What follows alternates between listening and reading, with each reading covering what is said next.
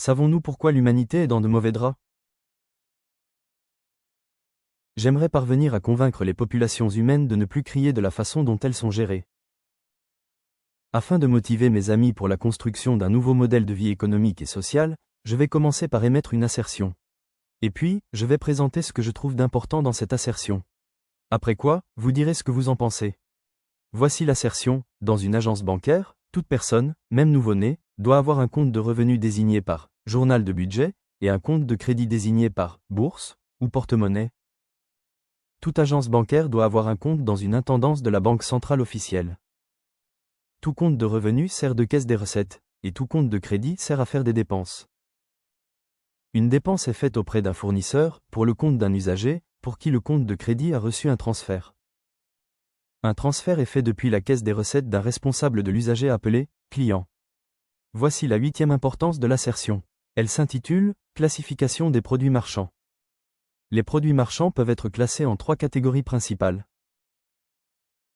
1. Les produits de consommation. Il s'agit des biens et services qui sont destinés à être utilisés ou consommés de manière définitive, sans possibilité de réutilisation ou de revente.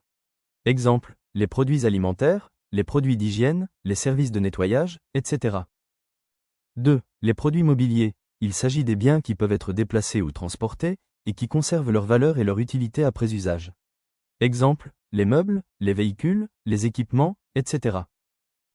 3. Les produits immobiliers. Il s'agit des biens qui sont fixes et ne peuvent pas être déplacés, tels que les bâtiments, les terrains, les propriétés immobilières, etc.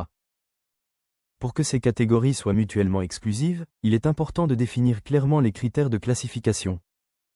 Dans ce cas, les critères sont: critères 1, la destination du produit, consommation définitive ou réutilisation. Critère 2, la mobilité du produit, déplaçable ou non.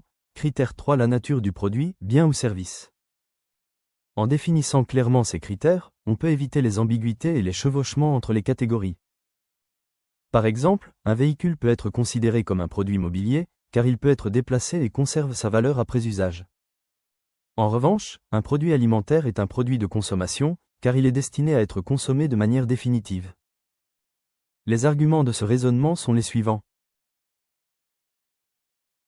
La classification mutuellement exclusive des produits marchands permet de mieux comprendre les différents types de biens et services qui sont échangés sur les marchés. La définition claire des critères de classification permet d'éviter les ambiguïtés et les chevauchements entre les catégories. La distinction entre les produits de consommation, les produits mobiliers et les produits immobiliers peut aider à prévenir les problèmes sociaux tels que le vol, en clarifiant les droits et les responsabilités des propriétaires et des utilisateurs de ces produits. En résumé, la classification des produits marchands en 3 catégories mutuellement exclusives permet de mieux comprendre les différents types de biens et services qui sont échangés sur les marchés, et peut aider à prévenir les problèmes sociaux tels que le vol.